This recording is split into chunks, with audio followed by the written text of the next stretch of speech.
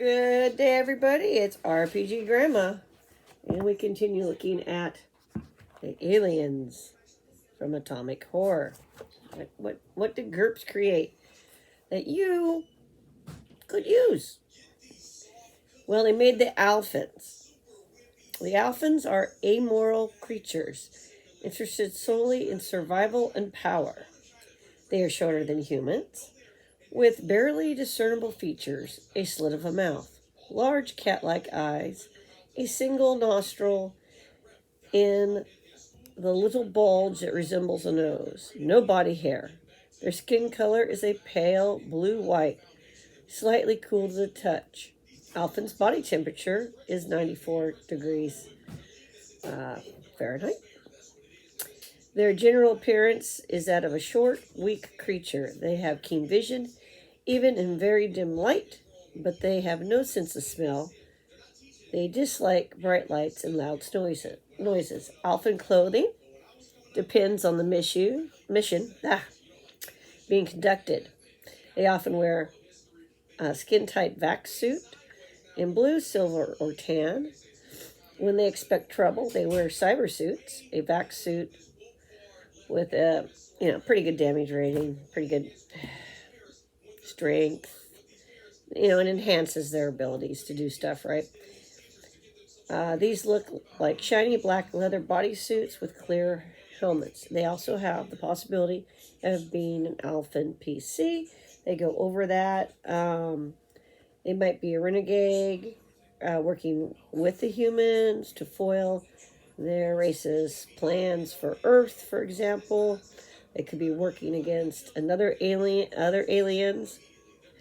So, something to think about. They could be the Illuminati. GURPS puts out an Illuminati book. I don't have that one yet. I should get it. Definitely should get it. At least they did for 3. I don't know what they got going on for you, as I've pointed out.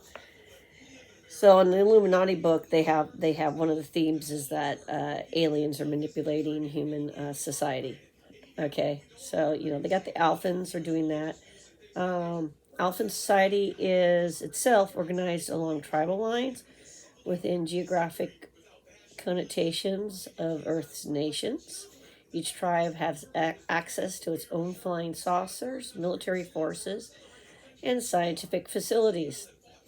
Tribes bred selectively for adaptability and intelligence use genetics and biochemistry extensively. In fact, each tribe designs its own leaders. So right there, you got all kinds of things you can play with. I mean, really, you could flesh these guys out a lot. You could have, and you could put them in any setting, obviously. Like, if I use the concept of the Alphans in my space game, which I might because they're kind of fun, I can flesh them out as needed, easily enough. The most effective tribal leader becomes the Alphans' one leader. So out of all the Alphan tribes and all the Alphan leaders, they usually pick out the one. At the end of his reign, he steps down, and a new series of competitions takes place with new designs. The previous one leader must forego the competition this time. So they've got a whole way of doing stuff, which you could really have fun with.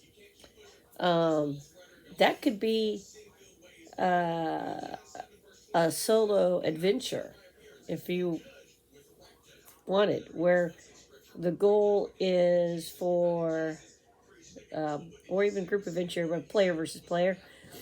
The goal is for one of the players to become the Alphan leader. And whoever wins, then that character becomes the NPC of the Alphan, society out in space, which that would be cool, right, guys? Players get to help create one of the bad guys, maybe, or at least one of the NPCs through competitions, and whoever makes it to the top, right, the king of the hill.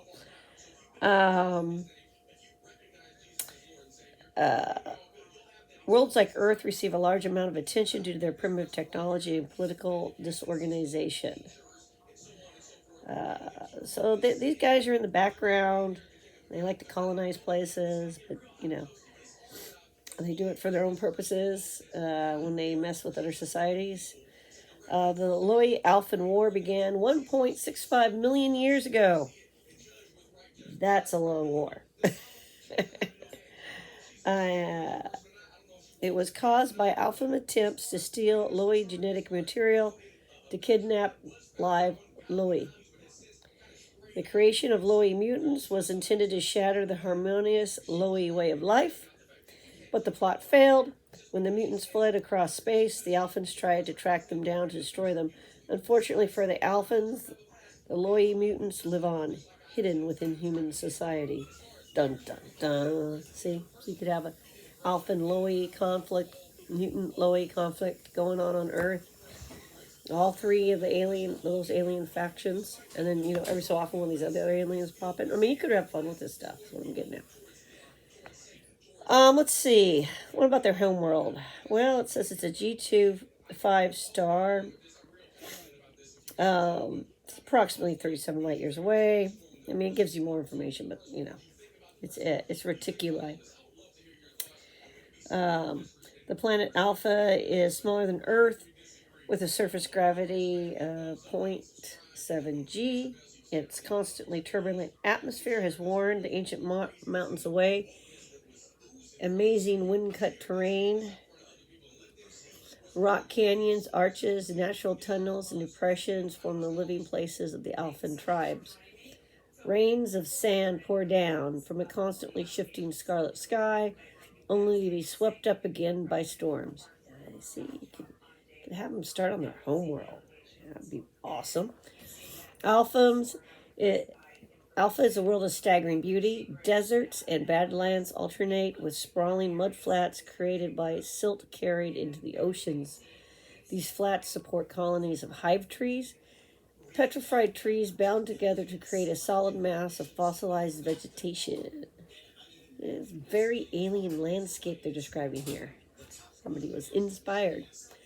Okay, the flying saucers descend through circular holes in the enormous natural caverns, many miles in length. These are used by the Alphans as hangars and service areas for the craft. Vents on the surface suck millions of tons of dust into the fusion stills each day. The stills transform the sand into water, which is used for drinking, cooling, and to irrigate the cavern farms. Okay, so you got underground farms. You know what this... you ever seen? Go watch this Island Earth. I believe is the name of the old movie, and they have scenes at when they go visit the alien planet. Concerning the alien planet, even though the Alphans and the aliens don't look anything like each other, between the book, that's not who is being described here, but the sort of surface they're talking about, how things seem to be set up on the alien planet. Some of the things they're touching on here remind me of that. So, go watch the movie. Go watch aliens with their own agendas doing bad things and justifying it. Okay. Technology level. Alphan technology depends on genetics and automation. Tribal scientists are well versed in both. The culture's overall tech level is 9 and tech level 10 starships. Okay, that's another thing. You can have varying tech levels for any race of super science. You could have also, just in general. So, for example, this one, their ships are more advanced overall than the rest of their technology for some reason, overall. But you could have things like that in a game. I mean, you could even set tech level caps, like, humans still don't have lasers, let's say. But they have ships that are faster than light. Right? So, but they're still using guns and tasers and things like that, right? You could have mixed technology. Everyone's got disruptors and lasers and ray guns and whatnot, right? Have fun with that stuff too.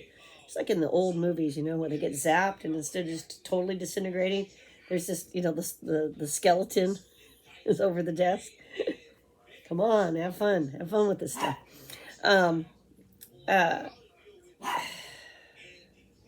the same time, they could still have ceremonial swords. Everybody still might end up in a sword fight, right? So, think about how you make all the cultures different.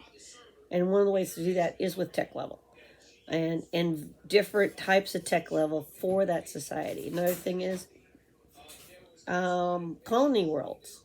You might go to one colony world, it's just as high tech as the home world, but another one that's super primitive because that's what the colonists wanted to do, and everything in between.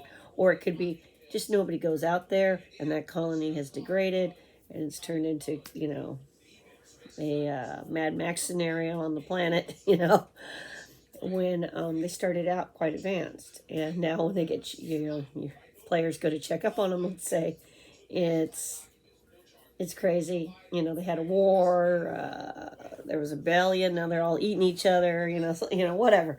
They're all mutants, hostile, to the home world, so you can have those scenarios. You don't have to make everything, the same. Not even for the same species. So, just a thought. They like to take isolated species aboard their spaceships and take them back home for fun with science. If the PCs are captured by Alphans, they may find themselves in one of these cells under constant observation. They have vast libraries that contain genetic material, DNA, frozen skin, cell samples, even adult specimens suspended in animation. Imagine finding something like that. What if the Alphans don't exist anymore, but in your setting, but you use these guys to be one of the ancient civilizations? Maybe the Lori and the Alphans wiped each other out eventually. Okay?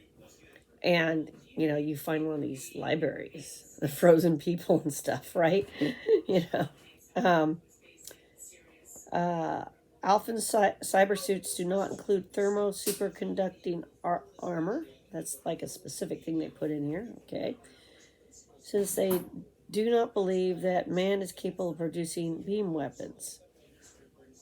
All right, so that means the Alphans on Earth, they're like, doing some cost cutting, their government.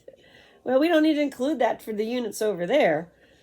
And everybody's like, yeah, we're pretty much agree, so because the humans are so primitive.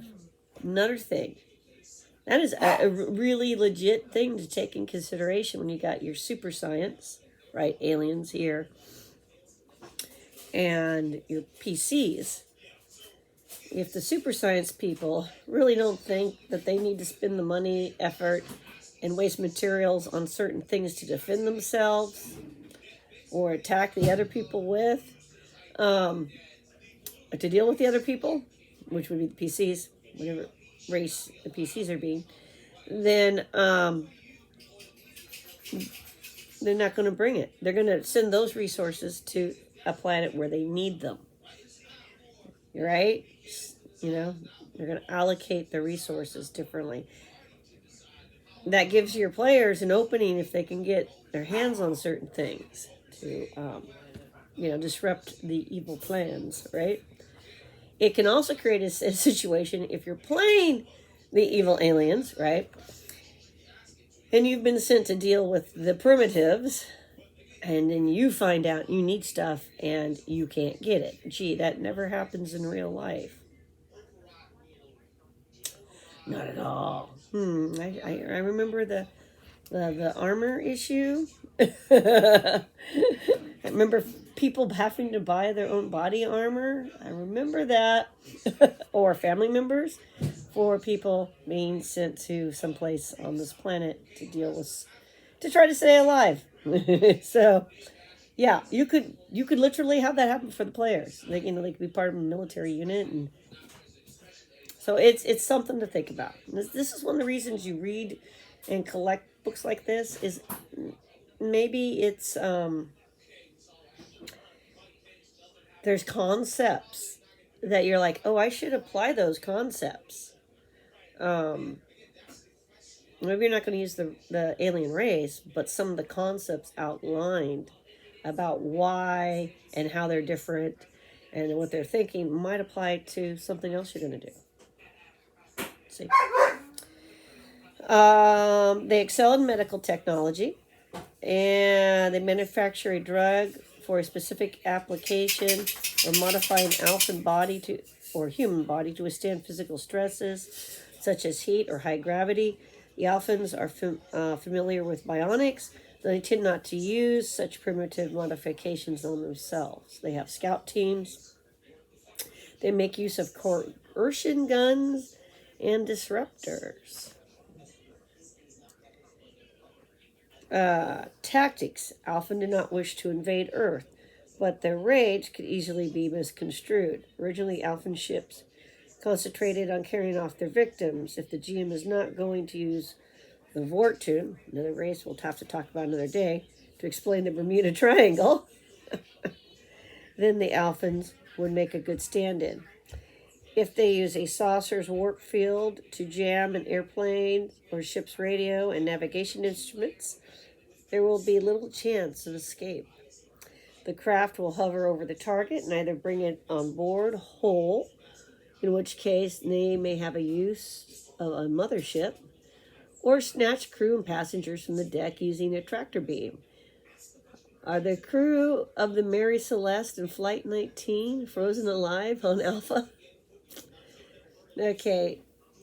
They talk about abductions, landing in remote areas, right? Abducting a person here or there.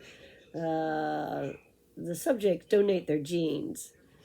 Then they have their memories and abduction blanked.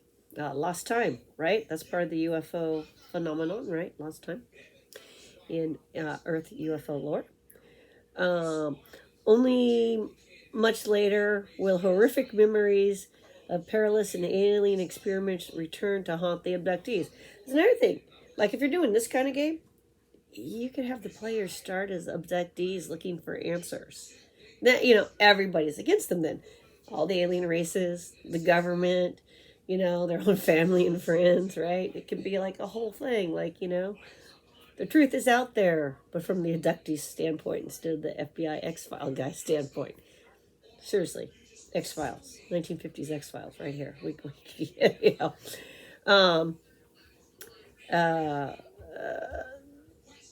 Alphans have the skills to duplicate an Earth human.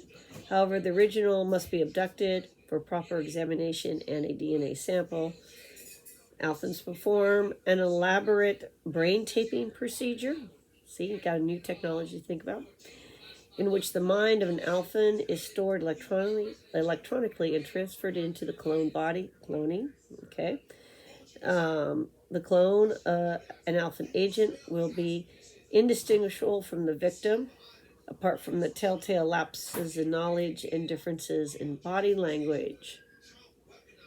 Alphans go to some length to avoid direct confrontation with Earth governments and their rockets and A-bombs. Alphans do not want a war with Earth. Their sole aim is to improve their own race with infusions of human genetic material. Okay, so they're looking at it strictly from their genetic engineering, bioengineering points of view. Anything they do to mess with human society is to benefit their species, but not necessarily to have them for lunch, like, the other like the, who were they, the Meterans, they like to eat people. Probably how they ended up, that's how they ended up in conflict with the Loi. Like, it's all about them just being the best as they can be, and if it means abducting other races and doing things to them and taking things from them, then they will. You know, they're that kind of species. Their whole ethical thinking. I mean, if you're going to have them in your game, it's going to be different. Where, you know, as the Metrons are pretty much, you know, out of control gourmet connoisseurs, these guys have a completely different agenda about why they do the things they do.